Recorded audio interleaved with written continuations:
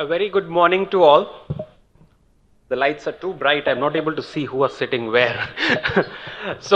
Thank you, the Bangladesh Climate Action Forum, for inviting me to this wonderful event, which brings all the stakeholders together and gives them a path. Uh, if you see, essentially, the way decarbonization is being looked at presently, my idea is to give it a uniform pathway. What my talk or next 10 minutes is going to be is essentially how do you look at decarbonization? Where do you start? What we have been listening and what we have been seeing programs coming from different either brands or philanthropy groups is an ad hoc approach, right? Somebody says put up rooftops, so everybody go and they put up rooftop. Somebody says let's put up an exhaust gas boiler, then everybody would say okay, let me put up exhaust gas boiler. What's the logical framework to this? My couple of initial slides were on setting context, which I think Dr. Vidru has already done, so I'll skip through that. Why is it important that textile sector has to contribute to decarbonization? I think that's quite evident now. If you look at the emissions within the textile value chain, a lion's share of it comes from the processing, the wet processing and the garmenting part, which are the core and heart to apparel industry in the country. Now, it's important that we understand how do we approach decarbonization in these two major giants. What is the logical framework for looking at decarbonization?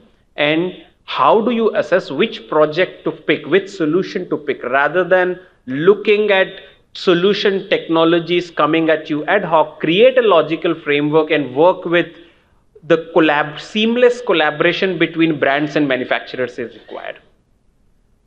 What happens typically, what is happening over past decade or so is that there are a lot of regulations which are coming in. I'll take a few examples here.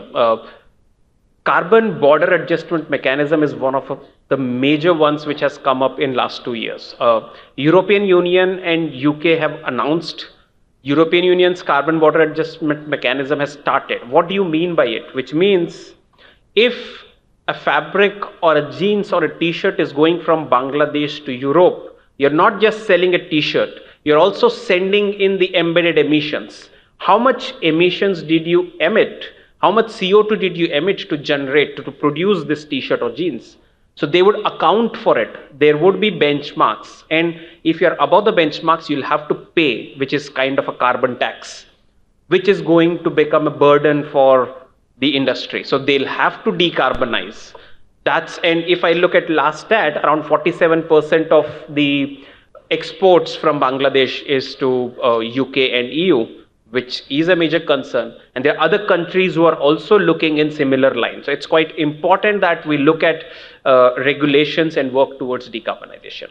And as Dr. Vidra said, brands have started taking their own targets through initiatives like Science-Based Target Initiative, wherein they're looking at targets which have been logically designed when you look at a science-based target. However, those targets are to be achieved by the manufacturers. Were all the manufacturers involved in that decision making? I'm not sure. But they'll have to live with those targets, and it's quite important that as we now enter from a roadmap and a strategy journey to an implementation journey, both the parties, which is brands and manufacturers, go hand in hand. That's quite important, and that's the very evident from this slide. How do you go about your achieving the targets, right? Ideally, you should understand what's your baseline is, where do you stand, and with reference to that baseline, you do your scenario building, like this is the kind of growth the brand or the industry is going to see, and develop a business as usual curve, and then work towards what are the plausible solutions which could give you reduction in emissions, and then from there arrive at targets. However, in our case, we have been given a target. Now we'll have to work backwards and identify solutions in meeting those targets. Then how do we do that in a cost-effective manner and in a resource-effective manner is what we are going to see. This is what is something I call a carbon management hierarchy, where it gives you the width of the pyramid, inverted pyramid gives you how much of CO2 emissions are possible by a certain solution and how important it should be for you. If you look at the first step here is called avoid. And avoid means if you can reduce any processes or sub-processes, then that would avoid your requirement. Let's say if I consume 15 units of energy to produce 1 kg of fabric, can I look at my process and avoid certain sub-steps, or maybe look at a process optimization which would help me reduce 15 to say a 14 or a 13 or a 12? So that should be my first priority. How can I optimize my process by avoiding the energy requirement itself? Once I avoid my energy requirement and make my process the most efficient, the next step would be, now I have a process which is the best plausible process. Now within that process, how do I make the conversion of energy most efficient? Because you're using either natural gas or electricity, then you convert that to say a steam or electricity or compressed air and then use it. How do I make that conversion most efficient? That's the second logical step. Once I have done that, only then I look at renewables, because you need to bring down your system to an optimum energy and optimum energy emissions level.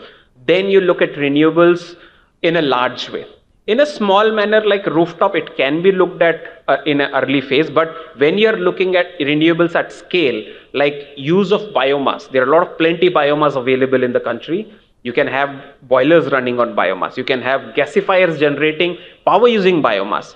But if I do that to an inefficient system, then you are kind of ill-designing the entire system. So you have to first optimize, minimize, and then replace. So that's largely the framework. And lastly, you work towards offsets, which is like carbon capture or nature-based solutions. That takes you to net zero. Now I'm going to quickly introduce you to a concept called marginal abatement cost. And why this is important for you is, marginal abatement cost is something which gives you, marginal abatement cost curve is something which gives you what is the price paid by you to save 1 ton of CO2 over a lifetime.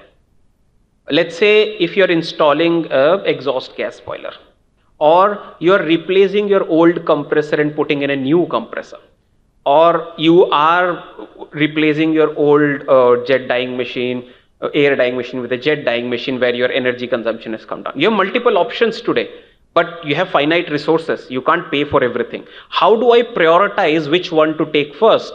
Not just on financial value. What we do is that we see where my paybacks is best, right? But along with payback, I also need to look at how much of CO2 saving is that going to give me? So that metric is nothing but marginal abatement cost, where you look at the entire cash flow of all the costs involved, which is your capex, your operational costs, discount them to a present value. And then you look at what are the savings possible through that solution. Is it generating certain revenue? Is there any salvage value? And then you apply that and you get a dollar per ton or a taka per ton value, which gives you for one solution, what's the value like. Now, if you apply that in context for textile sector, what this graph gives you is that the width of each bar is the quantum of CO2 which it can save. So the entire length is the 100% of CO2. And width of each bar gives you how much CO2 can you save. And the height gives you what is the cost for that saving. So those which are negative, which are below the tandem, the axis, those are the solutions which would save you money.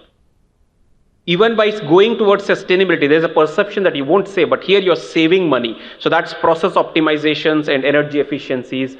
The percentages gives you what's the percentage of GHG reduction, and the value like -40 is the overall saving potential. Similarly, you have, if you see, process improvements, energy efficiency are the best potential solutions which you start with, and then slowly move towards fuel switch or renewables or offset. So I believe this gives you a perspective and idea how to look at decarbonization pathways. And one final thought before I close is that this MAC curve is illustrative and it's unique to each manufacturing industry. A brand can't generalize it. You have to work with individual manufacturing partners and mills to understand what works best for them so that you make the best use of your resources and the manufacturing facilities resources. Thank you.